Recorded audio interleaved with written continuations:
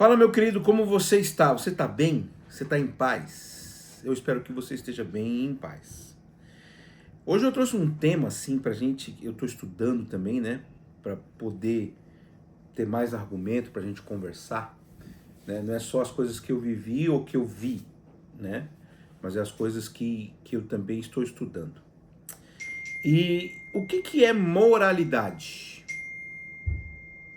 Bom, segundo a filosofia, e eu não sou filósofo, mas eles definem, de maneira geral, a moralidade como um código de ética, né? Um código de normas, de condutas e normas que as pessoas têm entre si dentro de uma sociedade. Por exemplo, né? O cidadão que mora na Nigéria e o cidadão que mora no Paraguai, eles têm regras gerais, mas têm algumas regras específicas para a sua cultura. E isso acaba abrangendo a moralidade daquele local, certo? Então, vamos lá para Tito capítulo 1, verso 16. Diz assim, livro de Tito na Bíblia, capítulo 1, verso 16, diz assim: No tocante a Deus, professam conhecê-lo, entretanto o negam por suas obras. É por isso que são abomináveis, desobedientes e reprovados para toda boa obra. O que quer dizer isso? É coerência entre o que fala e o que vive. As ações devem estar ligadas ao discurso que se tem, sabe? As ações revelam o que você pensa, qual que é a sua ideia sobre um todo, entendeu? Então, às vezes você... a minha mãe fala assim, né? A boca fala do que o coração tá cheio. Falar é uma ação, né? Então, você põe para fora aquilo que tá dentro de você.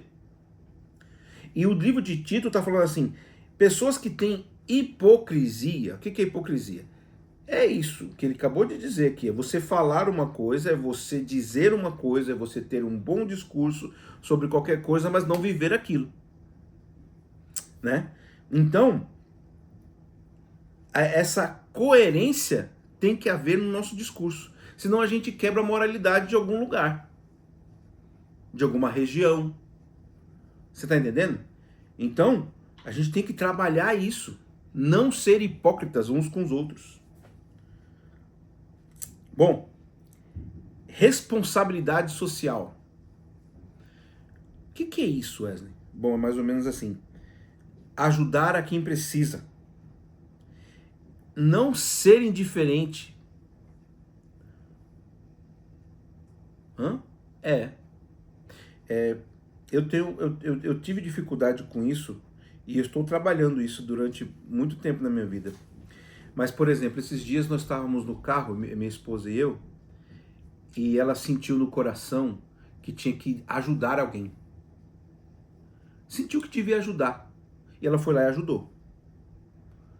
Ajudar quem precisa. Sabe? Isso é uma responsabilidade social. Contribuir com o bem comum.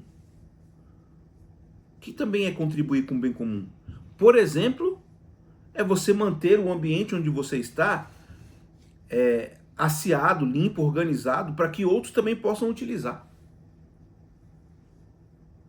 Sabe? Ajudar a quem precisa, estender a mão, isso é responsabilidade social também. Sabe? No livro de Gálatas, capítulo 6, verso 10, ó, olha o que está escrito lá. Olha só. 6:10.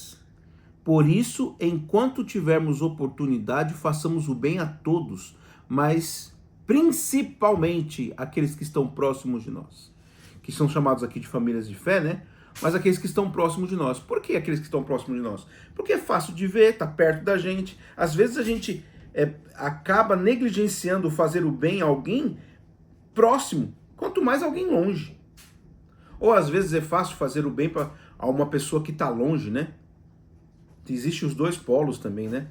E não fazer para as pessoas que estão perto, porque você acha que as pessoas que estão perto, você vê os defeitos. E isso não é o que está dizendo na Bíblia. Sabe?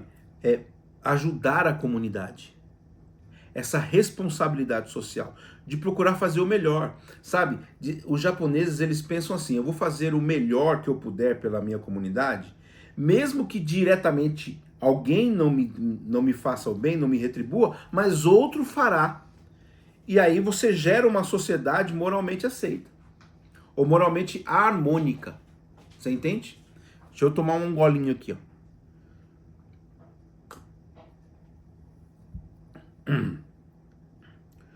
Uso ético do dinheiro e dos recursos. Não é porque temos dinheiro ou porque nós temos recursos que vamos usar de qualquer maneira, explorando qualquer tipo de fonte. Sabe? Ser generoso com as pessoas, não ser ganancioso. Não estou falando para você não ter objetivos, não tô falando para você não ter metas. Não estou falando para você não ter uma ambição sadia de melhorar-se todos os dias. Eu estou falando de não explorar as pessoas. Isso é o uso ético do dinheiro e dos recursos, sabe? Não é porque temos recursos que nós vamos exaurir as forças de outra pessoa porque nós temos recursos. Nós temos que ter essa ética. Comunicação. Uma comunicação ética. O que quer dizer isso?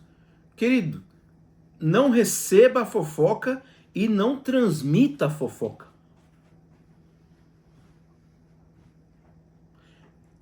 Não caluniar ninguém. Nem que seja por brincadeira. E hoje em dia na internet está muito fácil, né? Às vezes a gente recebe uma notícia fake e nem filtra para ver se é verdade, se não é verdade, sai falando assim, sai reproduzindo, comenta na mesa, às vezes a gente não posta, mas comenta na mesa entre a família. E aí a gente acaba entrando no campo dos caluniadores, sem querer. Uma comunicação ética. Não distorcer fatos, nem para beneficiar a si próprio. O que é, é. Olha o que está escrito lá em Provérbios, capítulo 18, verso 21. Olha lá, como é que você vê. Você vê como é que são as coisas, ó. Provérbios 18, verso 21. Ó, hoje foi rápido. Não passei. Tá assim. A morte e a vida estão no poder da língua. O que bem a utiliza, come de seu fruto. O que está dizendo aqui? A gente pode construir ou pode destruir usando a língua. E calúnia, meu querido, em qualquer cultura, é imoral. Né? Cuidado com o corpo e com a mente. Sabe? Questão dos vícios. Ó, eu já estou há 3 semanas e 1 dia sem assistir filme, porque para mim eu identificava na minha vida que eu identifiquei que isso era um vício e que eu precisava mudar isso. É muito filme. Não dá. Dormir bem, descansar, se alimentar corretamente, cuidar da saúde. Por que isso é importante? Porque é importante porque você se coloca à disposição para ajudar pessoas e também evita de trazer algum transtorno para pessoas que você ama, se você se cuida. Por isso que eu tô aqui na minha aguinha, ó.